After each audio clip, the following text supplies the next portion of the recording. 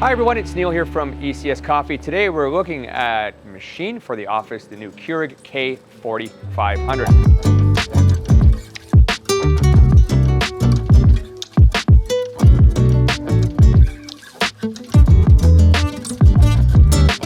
Keurig's been around for about 20 years doing offices. The current lineup goes K1500, 2500, and 3500. Those are the newest models. This is the K4500. Takes Keurig into a space that they got into a couple years ago with what's called a K4000. Didn't like that machine after we used it, but this one seems to be a lot better. So we're gonna kind of go through it. I haven't actually turned it on yet, but we're gonna go through it kind of from startup, see what it's got, see what the features are, and explain why you may or may not want this in your office. So before I turn it on, one thing to note, and I'm gonna have Jack put the measurements up somewhere around here. The measurements, it is quite tall versus your standard coffee machine for an office. It will not fit under upper cabinets. So if you have upper cabinets, it's definitely not going to fit. So you do need to ensure that if you are gonna put this someplace, it's going to be where you have no cabinets above. Also, it is a plumbed in only unit, so you have to plumb this into your water. There is no tank for this machine. It does come plumbed in as standard. It has to be that way. There is an optional filter you can buy from Keurig. It's an OmniPure filter starter kit, and it can hook onto the back of the machine as well. We're not going to do that today, but there is a space for it, and we do have a video that explains how to add that as well, which we'll put somewhere up one of these guys, one of these corners. Anyway, so we have the machine set up and ready to go. We plumbed it in, and I'm just going to turn the water on, and then we're going to turn the machine on and see what happens. We have a very nice large LED display, which is nice. Drip tray that comes out on its own, so you can actually take this and dump it without having to take the whole machine. And inside you have the used K-cup container, so it automatically dumps after you use a capsule. It will dump it into this bin. Or alternatively, you can cut a hole in your counter if you want a garbage down below, and you can have go right into a garbage down below. This just pops out. So your used capsules can go down below into a garbage container. We recommend you get on board with the K-Cycle program from Keurig. It's actually a box that's subsidized by the people at Keurig, where you actually mail this back to a facility where the capsule will be taken apart completely and every part will be recycled. So we have more information on that. Search our channel. We have a great video on that as well. So looks like I started up. I'm going to do the very satisfying feeling of peeling off the cover. And let's see what's happening here. All right, so we are loading.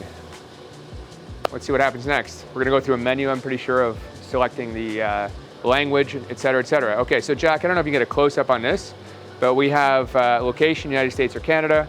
Then we have English, French, or Spanish. We're gonna hit next. We're going to the date and the time. So we are in, well, where are we? United States, Denver, Chicago. We are going to choose Eastern Standard Time Canada when we can find it. Well, it's kind of got everywhere. It wants to know where you are. So we're going to go Canada, Toronto. And it is, today's date is, anybody know what date it is today? 24th. It's March 24th. Thank you, Jack. 24th, 2023. And the time is 11:40 in the morning. So we're going to put the time here at 11. Oh, that's 12. I have big thumbs, so I tend to do these wrong. That's not your thumb. Fingers. I have big fingers and thumbs. And it is AM. And then we're going to next. So the hospitality mode, when enabled, brewer will heat water for up to 1 hour after last interaction for use in hospitality settings in large offices. So we'll leave that on. Before we begin, we're going to ensure the handle is closed.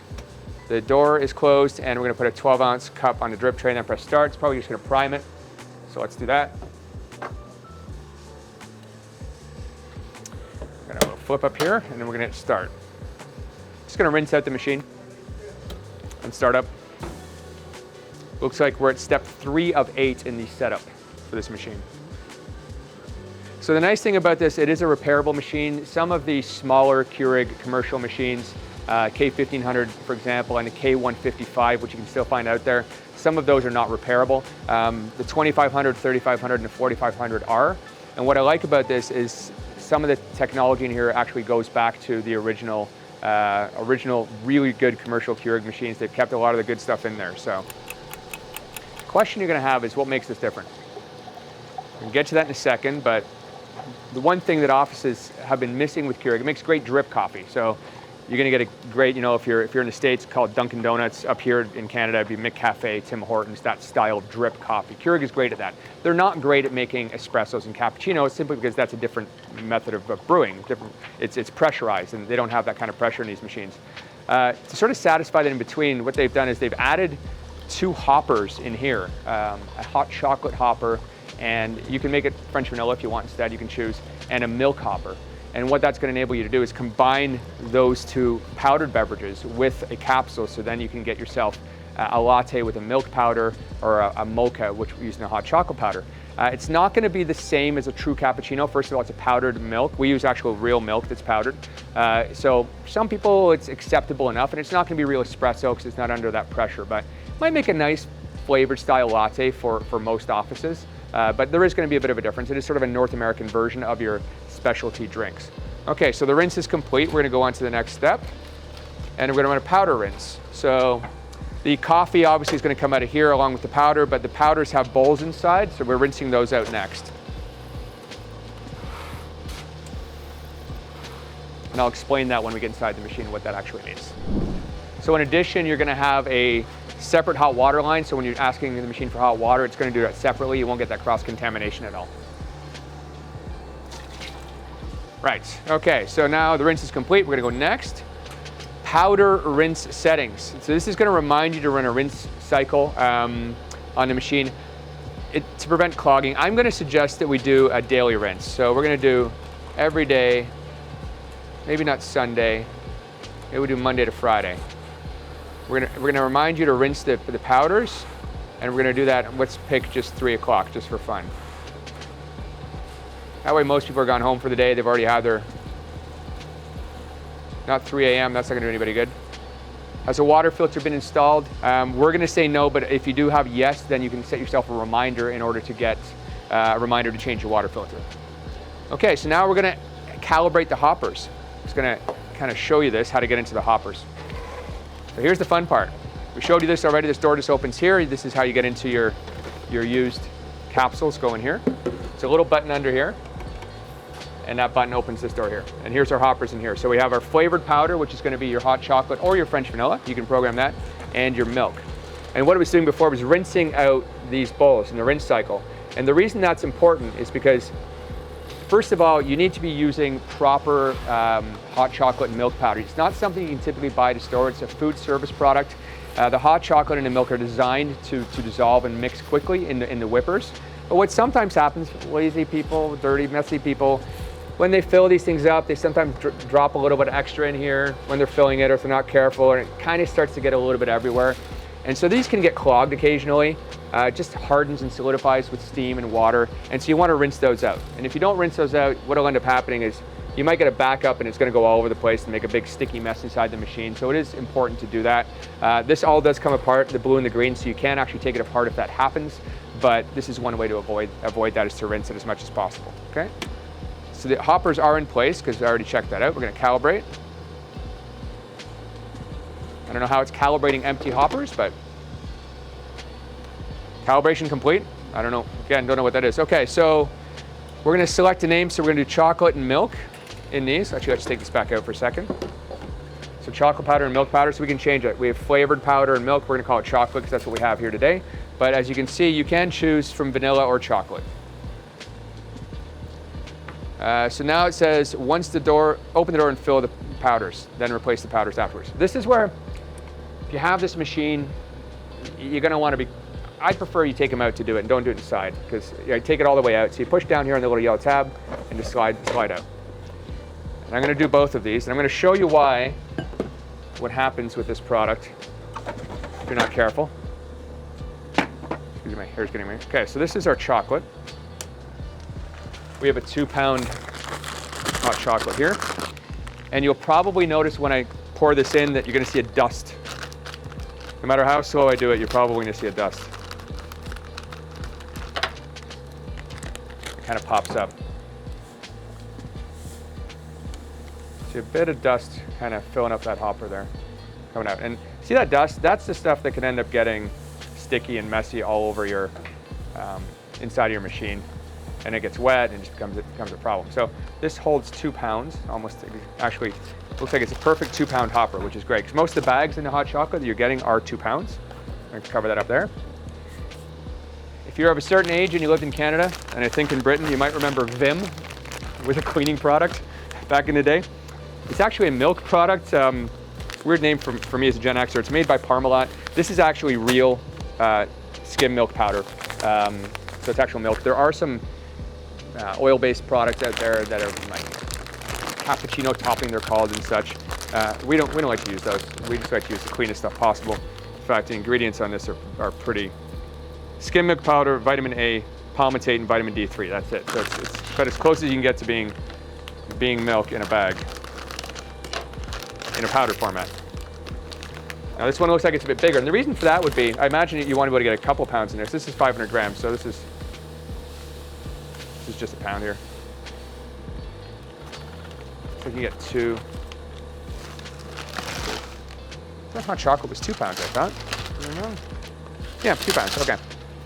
So that's just over a pound of milk. So it looks like you can get a couple in there as well. The hot chocolate's a little more condensed. But you can see I've got this kind of mess everywhere. So this is where you want to be careful, because even here is an open spot here, and when you refill it, there's probably going to be some here, so it tends to spill out. First time you're not going to see that, but imagine if I was refilling this and there was already chocolate in there, it would be right at the end here. So when you're putting it in, you want to make sure that that doesn't drop into here, because then it can tend to clog. So just be careful of that. We'll pop this one in as well. They're good size. I'm impressed with the size, the amount you can get in there. Okay, so we're done that. Milk powder level, what is this here? Okay, you're set up and ready to go. Learn more about your brewer in the feature overview. Let's go to feature overview. It's going to tell you if you want to go through that, if you're new. Yeah, the admin button's up here. We're going to talk about that in a minute. Get brewing. Okay. Date and time, please set date and time. We did it already. Okay. So insert pod to begin. So you can see at the bottom here, I'm going to put all this back. We are actually ready to go. What I'm going to do is I'm going to show you can go French or Spanish on the fly if you want. So we got English, French, and Spanish. Up here we've got date and time reminder, which we've already done, so I'm not sure why it's telling me that, but let's go into setup and see what happens. We've got brightness, automatically adjust brightness, Canada. It's asked me to do this again. Oh, and then we can choose our screen. So we can choose our screensaver, it looks like. So we can throw that one on there. Oh, it's a playlist that starts. Okay, so it's going through this playlist automatically, it looks like. That's interesting. Okay. Exit. Exit admin. Okay. So to get into the admin regularly, what you're going to do is press and hold up here for about 3 seconds. And this is going to bring you into the admin dashboard. And in the admin dashboard, we're going to see a few things. So it's going to say beverage types brewed, what kind, pod varieties brewed. There is some reading capabilities in this machine. I'm not sure what they are, but we do actually have antennas on the back, and it does activate a SIM card. So the Keurig actually can get access to information, but can also download you software updates. I don't know a lot about that at this point. They're probably just looking for aggregate user statistics of their product, because as we know, Keurig has got most of the big brands out there, but there are some competitive brands that some people might be using in their machines. Maybe they want it for that reason. I'm not quite sure, to be honest with you. I see it more as an ability to look at errors and download new software, but that is there. I just haven't found out enough about it yet. So we have a dashboard with alerts, so if it's operating normally or if it's not, it's going to come up here. The pod varieties brewed. Again, I'm not sure how it's knowing that, even though there is that ink ring. I'm not sure, but we'll find that out. And it says the bean hopper fill. Again, it's showing the red for the milk, which was about halfway, so I'm not quite sure what that's about. Let's go in here. For maintenance, we can come in here and run a brewer rinse, and we can put a reminder in. And then you can see powder rinse here, run a powder rinse. And what that's going to do, it's just going to run water, the brewer, through the brewing mechanism here.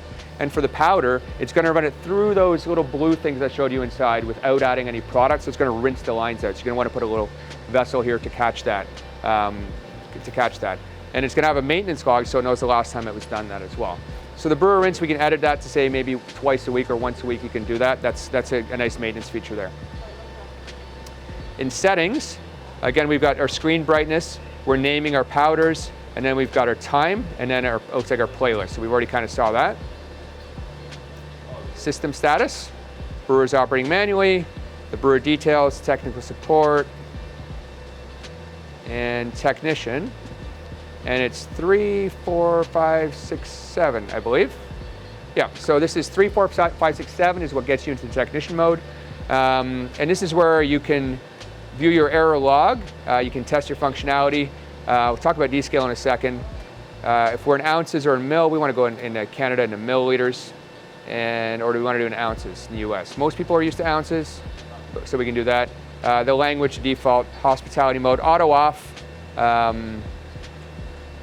and a custom power schedule. So you can do an auto off after a certain amount of time, but you also do a custom schedule, so you can have it power down for the weekend, let's say. And then you've got your water filter on or off. If you have your water filter on, which we do recommend with this machine, you can get yourself a reminder in there. So that's that done. And that's pretty much it for the machine. There's really not else a lot you can know. So from a daily, daily cleaning, you're going to want to rinse those hoppers. Maybe you do this guy once a week. One of the things I do like is they've kept the original K-cup holder. So you squeeze these two gray things together, these two gray guys here, and this just pops out. So you can't actually rinse this, can't actually take it apart as well to clean it out. You don't really need to that often. Of course, my hands are a little wet, so it's probably not going to come apart as easy as I want it to. But this part does come off the bottom. That much I promise you. I've done it 100 times. There we go. So you can take this out, you can rinse it out if you want. Just make sure you put it back together. And when you put this back in, just make sure that this side is down. It'll go right in to this gray hole here, and it'll snap into place. Note, you will not be able to use the refillable K-cup in the commercial machines. So don't think about doing that. So let's make ourselves a drink, and we'll go from there. So we're gonna do something interesting here. I'm gonna make, I've got 3 pods that are Keurig owned, branded, and then I've got our own brand Jet Setter, which is not made by Keurig. No disrespect to Keurig, but we have this done elsewhere. I'm actually gonna brew a coffee, just to show you guys how the coffee's made. Then we're gonna maybe brew a mochaccino and a cappuccino. We're gonna do that with the Keurig ones. And then we're gonna pop in one of ours, and I'm gonna go back to the analytics and see if how it counted this. I'm gonna see if it actually knows it was Timothy's in the machine, because that would be interesting. And go from there, because it does read. I'm wondering if it's this little QR code here that's on the capsule. If that was the point of that, it's actually reading what's gone in there. So I kind of want to stick my head up there now and see if there's a QR code little camera, just out of curiosity. I don't know, I can't see. Okay, so we're gonna show you some of the drinks, and what's kind of interesting is from the main screen, without doing anything, you have access to hot water, which you can then choose your size and then dispense, which comes out of a separate tube, so there's no cross-contamination. But there is absolutely no way to just get a hot chocolate, which I think is a bit of a miss with this machine. You have to put a pod in, it has to be a mocha. Now you can still buy Laura Secord hot chocolate pods and pop them in here, but the hot chocolate inside here has a whipper motor, it whips it, it's a little creamier, along with the milk. So I kind of find it interesting that you can't just order a hot chocolate from here, and I think that's a bit of a miss on the machine. Maybe it'll be changed in the future. So this is a extra dark roast, Rainforest Espresso. We're gonna pop it in, we're gonna close it. It's telling us, wow, it read it. It knows it's Rainforest Espresso. So do we want coffee, cafe au lait, mocha, cappuccino, latte, mocha cappuccino, or mocha latte? So we know what coffee is. Cafe au lait is gonna be coffee with a bit of milk. Cafe mocha is going to be coffee and chocolate. Cappuccino is gonna be milk and coffee. Latte is gonna be more milk. So it's gonna have a higher propensity of milk to coffee. So cappuccino is more coffee, less milk. Latte is going to be more milk, less coffee. Mocha cappuccino is going to be coffee with some hot chocolate. And mocha latte is going to be hot chocolate with coffee. So more hot chocolate, it looks like. I'm not quite sure what the difference between cafe mocha and mocha cappuccino is supposed to be.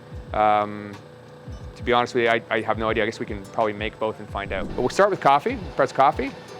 And we're going to do an 8-ounce coffee. And we want to do regular strength or hotter, so you can go extra hot, hotter or hot, or regular strong or extra strong. That's kind of neat.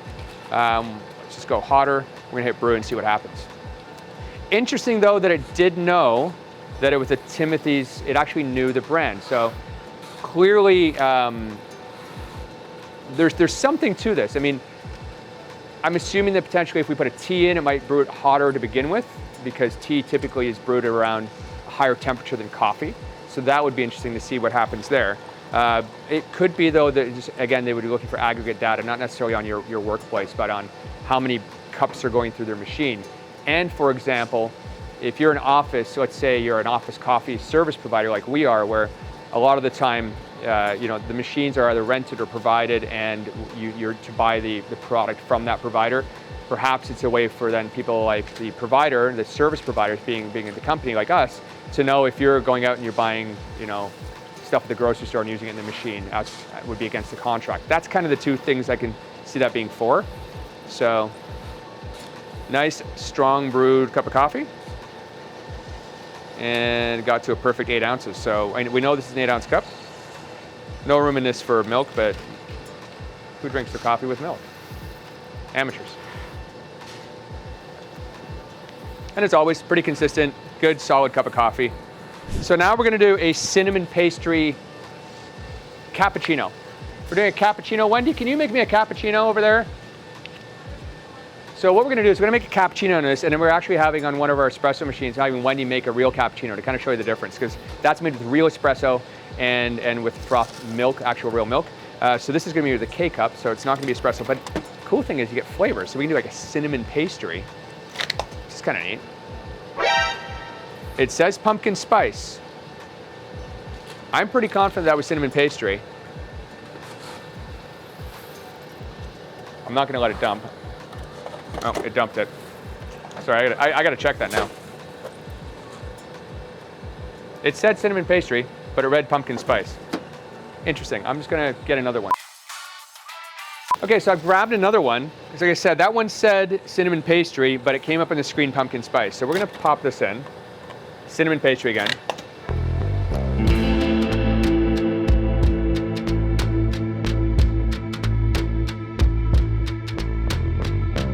It didn't recognize it, didn't recognize what it was in that one. That's interesting, okay. Curious though, did it have a QR code? Yeah, it has a QR code. Okay, so choose your brew, coffee. So we're gonna do a cappuccino. Now what we're gonna find, we're gonna do an 8 ounce regular strength, and I'm gonna hit brew. So what we're expecting to see here is we're gonna get our coffee and then some milk, or in some order. Just gonna add the milk first, it looks like. Put that right in the middle. Now keep in mind, it is a powdered milk, but this is a real milk product that we have here at ECS, so. That doesn't look like milk, and I'll tell you why. First time in the hopper, the milk hadn't been pushed to the front yet, so the first little bit's probably gonna be a little bit off for the first one. And then at the end, you're gonna see clear liquid going through, because it's gonna let water clean through the lines at the end, so that there's no milk stuff getting stuck in the middle. So we've got a nice little frothy cappuccino here. When you want to just bring that over, pop it right beside. So this is a cappuccino that was made from a real espresso machine. We've got real espresso and real frothed milk. You can kind of see. Now that's going to be with not a flavored bean. And then this is the cappuccino we just got out of the Keurig machine. So a little bit different, but similar in look and feel. Let's just give it a shot and try it though. Okay, good. So it's not bad. Got the cinnamon, obviously. Yeah, it's not bad. It doesn't have the body of a cappuccino. You can kind of see this froth here, which is real milk versus this guy. So real frothed milk, real cappuccino. Yeah, there really is no comparison when you talk about a real cappuccino made from a real espresso machine. But this can do the job in an office where people are looking for specialty drinks, where you're gonna get, again, the real milk versus some of that cappuccino topping you buy. Avoid that. Get the real milk product if you can. It does make it better. Interesting. Okay. So what should we do next? We're gonna dump that. You'll notice the pod got ejected. And we're gonna put in a breakfast blend. And I'm gonna see what the latte looks like. Do a larger one. So again, it didn't recognize the actual product on that one. The first one we did, it actually recognized what it was. It said it was the Rainforest Espresso. It knew it was Rainforest Espresso. Then we did a cinnamon pastry, and it came up as pumpkin spice. And then we did a cinnamon pastry and it just came up as Timothy's, didn't recognize it. So I'm not sure what that is. It could be a transition of products or some code that's missing. It's not gonna have any effect on your use of the machine at all, though it really will make no difference. So let's just see what we got here. We got, we'll do latte, let's do a latte and see what a latte looks like. And then we'll do a mocha. So I'm gonna do a 10 ounce and I'm gonna do a stronger one, extra strong in it brew. So remember, this is a cappuccino from an espresso machine. This is the cappuccino from this Keurig machine. And let's see what we get from the, let's see how much milk we get in this one. Probably get a little bit more milk.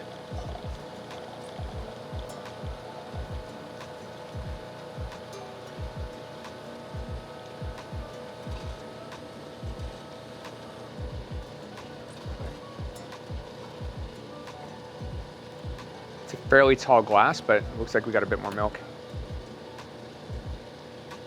And it actually shows you here what's happening. So it showed adding milk before, and now it says brewing. So we're getting, it's gonna take a little bit longer, so we asked for extra strong. The little extra strong will pulsate the brew a little bit.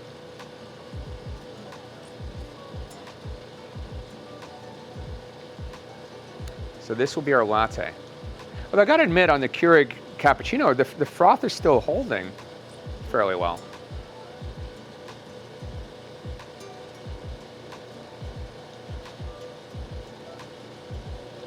But yeah, you can see the difference clearly in that on the latte, you've got clearly more milk, whereas the cappuccino, it wasn't quite as much milk.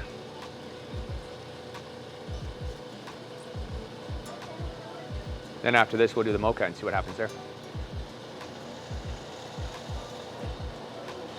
Right. Enjoy the little things, bring a big mug. Wondering if you can customize that. I'm not quite sure if you can. Yeah, so definitely different. A lot more milk in this one than the cappuccino. But again, with that Vim, still can't believe they call it Vim, but that's for old guys like me. The Vim milk powder is actually the best that we've seen on the market for that. So we're gonna do a mochaccino using butter pecan tart from Jet Setter. It's one of ours. We like our flavors here. Okay, so butter pecan tart, and then I'm gonna go back to the diagnostics and see what it knows. Let's do a cafe mocha and see what happens with this guy. Let's do 12 ounces. Let's go strong and brew. I'm curious to see what we get. The one thing about these machines, we've been dealing with Keurig for about 20 years. A lot of people in offices have gone to the big bean to cup machines where you can freshly grind the beans and it's got a hot chocolate and a vanilla and a milk powder in it. Decent machines. Challenge with that is you only have a limited selection of beans, so you might have maybe 2 or 3 options. The machines are also a lot bigger and they require a lot more daily maintenance and they tend to require a little bit more service. So as much as those machines are great, I think what Keurig was looking to do is get into that market where people wanted those specialty cappuccino and milk beverages, but without the mess. I mean, this is probably the cleanest way to do this in an office.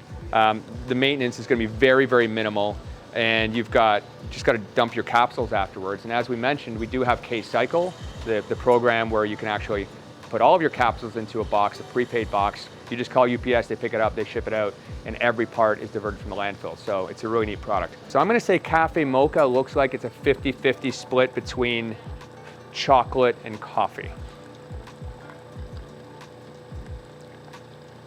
What'll be interesting is if I get the same glass,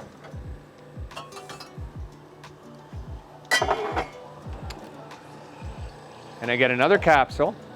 1 second. All right, so that was Cafe Mocha. And this is gonna be, that was 50-50 from what I could tell. Recognize the pod fully this time, so it knows what it is. And then we're gonna do Mocha Cappuccino. And we're gonna do 10 ounce or 12 ounce and regular and strength, strong, and brew. See what happens. They seem very, very similar to me. I think this is whipping it more. I think that might be the difference. We're getting hot chocolate in here with coffee, and this looks like it's, I'm listening to the motor, it's whipping it more. For the cappuccino, it's gonna be frothier, I think is what it is. Yeah, so slight variations on the same thing. because that's about 50%. And I'm not expecting much of a difference in the taste profile. Yeah, maybe a slight difference, but I can tell you when I drink these, they're probably gonna taste almost identical. So let's do that and see what happens. All right. So cafe mocha, mocha cappuccino.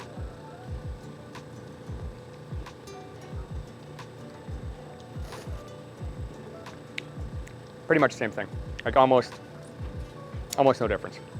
Yeah, so again, nice beverage choices in this machine, but I did think there's a miss on not having milk go into the cappuccino. I think that would have made sense. So that's a bit of a miss, but other than that, overall good selection of beverages. So from here, I'm now curious. I think we've done 5 drinks. Let's go into maintenance mode here for a second and just see what it counted for drinks. All right, so we've got in here, it's got 1 generic, 2 Timothy's, 1 generic, 1 Van Hoot. Yes, it actually tells you Timothy's generic, meaning not made by Keurig, Van Hoot French Roast, and Timothy's Rainforest Espresso. So if it recognizes it, it pops it in there. If it doesn't recognize it, it says generic. And that's a good way for, again, let's say I'm an office, or I'm selling to you as an office, and I want to make sure you're buying product from me. I'll be able to know if you're using other ones. It kind of keeps everybody honest, I suppose. And then it tells you the types of beverages you've had over here as well, which is kind of neat. So, yeah, interesting stuff. So, overall thoughts on this brewer. Again, if you got the size for it, great. For maintenance and simplicity, you really will not get anything that's easier for your office when it comes to maintenance and cleaning.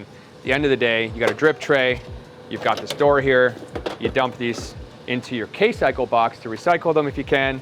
Maybe rinse out this bin. It will tell you when it's full as well. Rinsing out the hoppers up top, which again, take this out and we open the switch. You're gonna wanna rinse these out. You can actually see a little bit of chocolate powder there. I don't know if you can get that, Jack. You can see a little bit of chocolate powder, and you can see how it's at the end here. This is where it tends to sometimes dump in. So you can take these apart by twisting the green and popping everything out. I'm not gonna do it right now, but you can twist this little green part, pull the blue out, it all comes apart, and you just put it back together. Very straightforward. But you do wanna try to keep this area clean, but that's what the rinsing of the bowls is for, and off you go. So at the end of the day, again, simple, very, very simple brew to use, nice and clean. For those that are concerned about capsule and capsule waste, please look at the K-Cycle program. Keurig's come a long way to make this a better product for everybody. So overall, what do I think of this machine? I think it's great for offices that want to have zero maintenance, very, very little maintenance, want to offer a great variety of beverages for everybody. You know, there's over 400 capsules on the market, if not more, that will work inside this machine.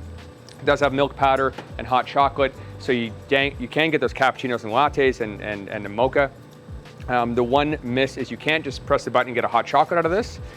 You have to use a pod to make any of the beverages, so you can't just even open and close it and fake it and get a beverage choice. It won't allow you. You have to be using a pod. I think that's a bit of a miss because, again, some people might have just wanted to, you know, have just a hot chocolate, and that's a bit of a miss. So maybe software upgrade will change that, but overall great machine.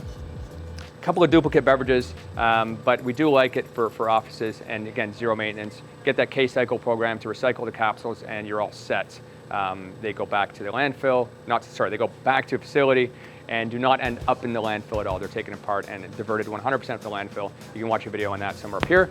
Please subscribe to all of these guys right here if you don't mind, and give us a like and a thumbs up. Helps us a lot. If you have any questions, please ask below. Until next time, I'm Neil. Come see this machine, ECS Coffee in Burlington or Ancaster, or check us out online. Thanks.